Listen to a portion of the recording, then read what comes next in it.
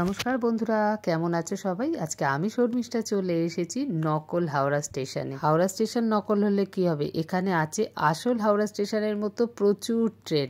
তবে একটাও train miss হওয়ার কোনো চান্সই নেই, কারণ এই ট্রেনগুলো দাঁড়িয়েই আছে আমাদের জন্য। বহু বছর ধরে এই ট্রেনগুলো আমাদের বহন করে করে তারা এখন ক্লান্ত। এখানে দেখবো আগেকার বিলাসবহুল এসি কোচগুলো কেমন হতো, তার সাথে ঘুরে দেখবো সবুজে সাজানো সুন্দর একটা পার্ক।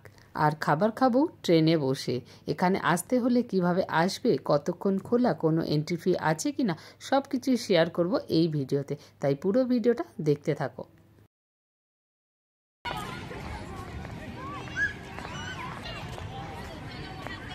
এটা হলো হাওড়া স্টেশনের নতুন কমপ্লেক্স, আর এর ঠিক উল্টো দিকেই রয়েছে কার পার্কিংয়ের এই জায়গাটা। এবার এই রাস্তাটা ধরে সোজা চলে যেতে হবে, কিছুটা 4-5 মিনিট মতো হাঁটলেই পড়বে রেল মিউজিয়াম। এই দেখো, এই রাস্তাটা দিয়ে হেঁটে এলাম, এই পেছন দিকটাই কিন্তু হাওড়া স্টেশন। এখান দিয়ে এই রাস্তাটা ধরে 4-5 মিনিট মতো হেঁটে আসলে পেয়ে যাবে এই রেল মিউজিয়াম। এই দেখো, এখান থেকে কিন্তু হাওড়া স্টেশনটা, হাওড়া ব্রিজটা দেখা যাচ্ছে। তো এই রাস্তাটা ধরেই আসবে, আর গাড়ি নিয়ে এলেও এখানে কিন্তু গাড়ি পার্কিংয়েরও জায়গা রয়েছে। এই যে পৌঁছে গেছি রেল মিউজিয়াম। তো চলো তাহলে এবার পার্কের ভেতরে প্রবেশ করি। এই যে রেল মিউজিয়াম, আর এখানে ঢুকতেই লাগবে টিকিট। তো এখানে কত টাকা করে টিকিট মূল্য, কতক্ষণ খোলা থাকে, সবটাই তোমাদের সাথে শেয়ার করে দিলাম। এই যে আমাদের টিকিট। ভেতরে ঢুকেই মুগ্ধ হয়ে যাবে, খুব সুন্দর সবুজে সাজানো একটা পার্ক।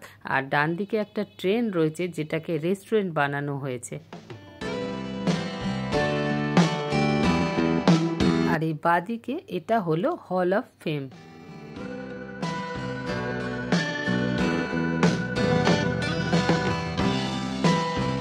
এখানে রয়েছে ইন্ডিয়ান রেলওয়ের সৃষ্টি, সেই স্টিম ইঞ্জিন থেকে আজকের অত্যাধুনিক ইঞ্জিনের যাত্রাপথের বিবর্তনের ছবি ও কোচ, আর আছে কিছু কোচের মডেল।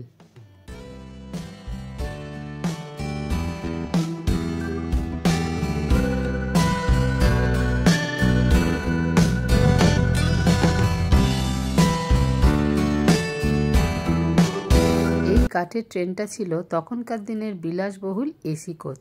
এর মধ্যে কি কি আছে চলো দেখে নিই।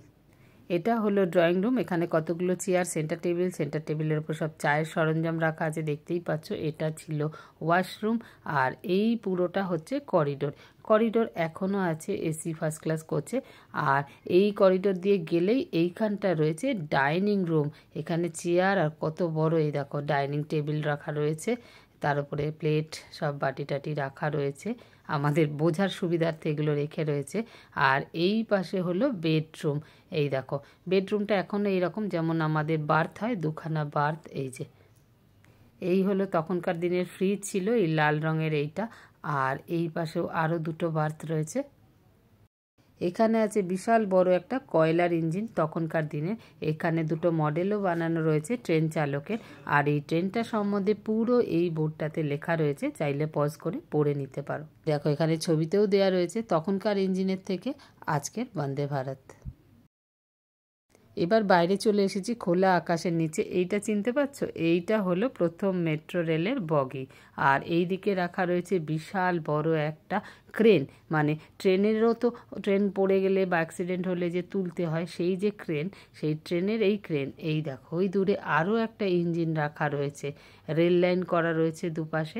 রেল লাইন না করলে তো ট্রেনগুলোকে দাঁড় করানো যাবে না। এটা যেহেতু একটা রেল মিউজিয়াম, সেই জন্য এখানে যে কটা ট্রেন বা ইঞ্জিন বা বগি রাখা রয়েছে, প্রত্যেকটার কিন্তু একটা করে ইতিহাস আছে। সেই ইতিহাসই প্রত্যেকটা বগি বা ইঞ্জিনের সামনে একটা বোর্ডে লেখা আছে। এটা হলো সেই সময়কার রেল বাস বলছে, বাসের মতো, কিন্তু এটা ট্র্যাকে চলতো। এই ওয়াগনটা তৈরি হয়েছিল 1910 সালে, সেটারও ইতিহাস এখানে লেখা রয়েছে। এই রেল মিউজিয়ামে ভারতীয় রেলের ইতিহাস এবং বিবর্তন খুব সুন্দরভাবে রক্ষিত আছে। এই দেখো, এই ইঞ্জিনটা হলো ইস্ট পাকিস্তান, দেখতেই পাচ্ছ লেখা রয়েছে এখানে ইস্ট পাকিস্তান, মানে এখন যেটাকে বাংলাদেশ বলা হয়। 1971 সালে মুক্তিযুদ্ধের সময় এটা কোনো রকমে ভারতে চলে আসে। তো আগে এটা অন্য জায়গায় ছিল, এই রেল মিউজিয়ামটা হওয়ার পরে এটাকে এখানে নিয়ে আসা হয়েছে। এর পুরো ইতিহাস লেখা রয়েছে এই বোর্ডে, চাইলে তোমরা পজ করে পড়ে নিতে পারো।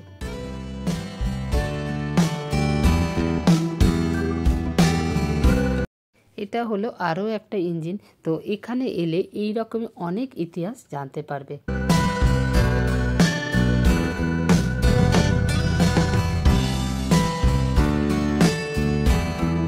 আর রয়েছে খুব সুন্দর একটা পার্ক, আর এই রকম কিয়স্ক বানানো রয়েছে যার মধ্যে আছে ভারতীয় রেলের বিভিন্ন তথ্য।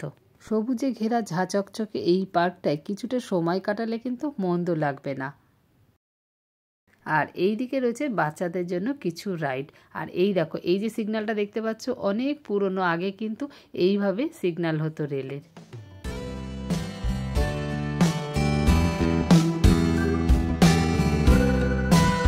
আর এই দিকে রয়েছে ঘন্টা। ঘন্টা মানে হলো তখন রেলের গেট পড়লে আগে ঘন্টা বাজিয়ে গেটটা তারপরে পড়তো। এখন তো কত উন্নত হয়ে গেছে। এই যে এই দিকে রয়েছে বাচ্চাদের কিছু রাইড, এগুলোর জন্য কিন্তু আলাদা টিকিট কাটতে হবে। আর এই যে রেল লাইন দেখছো, এটা হলো টয় ট্রেনের জন্য। টয় ট্রেনে করে কিন্তু পুরো পার্কটা ঘুরে দেখে নিতে পারো, তার জন্য আলাদা টিকিট কাটতে হবে, পার হেড 30 টাকা করে। এই যে হাওড়া স্টেশনে দাঁড়িয়েছে টয় ট্রেন, ভাবতে পারো এত ব্যস্ত একটা স্টেশনে টয় ট্রেন দাঁড়িয়ে আছে। অনেকটা জায়গা নিয়ে খোলা মেলা, সবুজে ঘেরা বেশ সুন্দর একটা পার্ক। তো চলো একটু হাওড়া স্টেশনের ভেতরটা যাই, দেখি ওখানে কি আছে।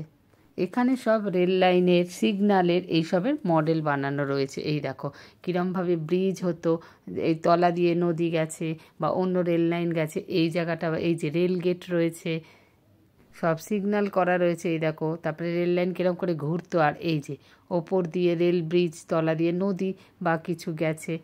আর এই দিকে রয়েছে হলো প্ল্যাটফর্মের যে ওভারব্রিজগুলো হয় সেইটা। আর এখানে রয়েছে আসল হাওড়া স্টেশনের মডেল, এটা কিন্তু কোনো নকল না।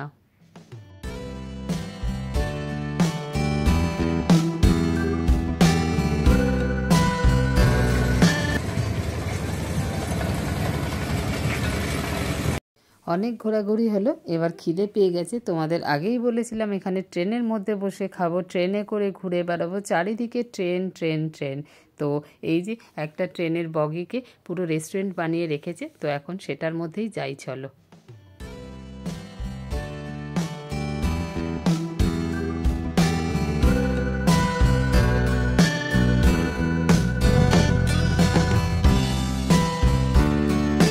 ট্রেনের মধ্যে একদিকে দুজন দুজন চারজন, আরেক দিকে একজন একজন দুজন বসার সিট রয়েছে। এখানে খাবারের দাম একটু বেশি, চা 30 টাকা।